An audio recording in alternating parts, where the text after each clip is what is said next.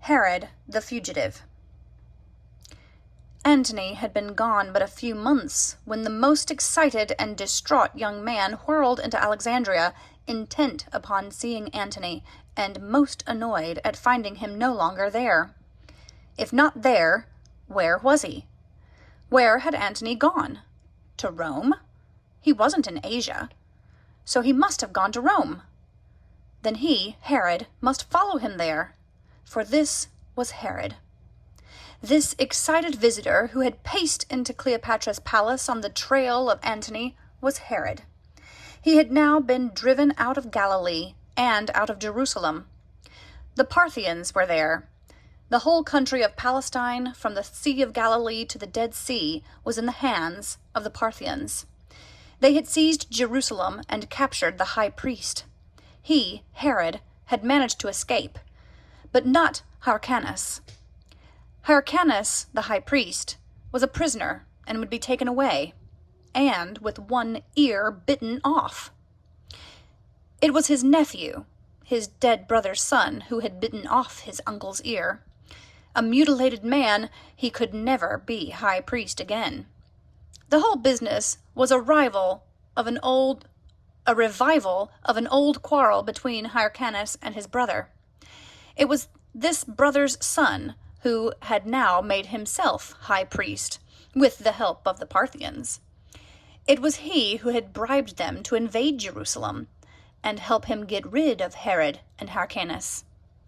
1,000 talents of gold was what he had promised the Parthians for their help. Also, 500 women. Think of it, 500 fine Jewish women, all from the best families. Those women, Herod said, he had been able to rescue. He had carried them off by night, by camel and by horseback, to a fortress in Edom. The rest of his soldiers and many followers he had left behind him in Arabia. With only a small guard, as they could see, he had come on to Alexandria to find Antony. Antony was his friend. Not once, but time and again, since the Battle of Philippi, when the Jews had sent embassies to Antony at Tarsus, Ephesus, or wherever he was, accusing Herod and seeking to get rid of him, Antony had upheld his case. Now he must find Antony again. He must go to Rome, if that was where he was. Cleopatra could not dissuade him. She offered him a commission as commander of her fleet, but Herod scarcely heard her. The weather was stormy. The sea was rough.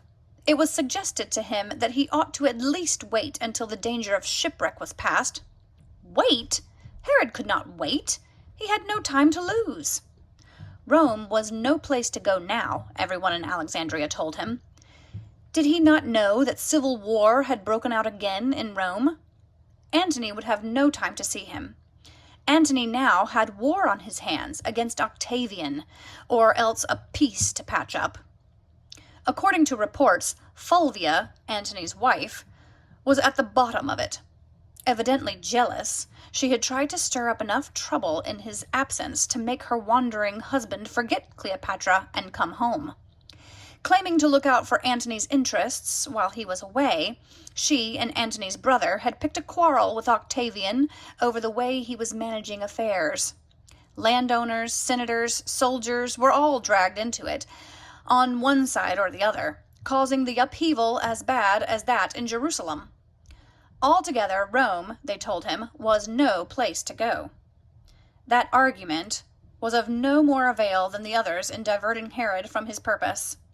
Why should he accept an office under Cleopatra? Of what value could that be to him compared to getting back his power in Jerusalem, which, by the way, he had a strong suspicion the Queen of Egypt might like herself?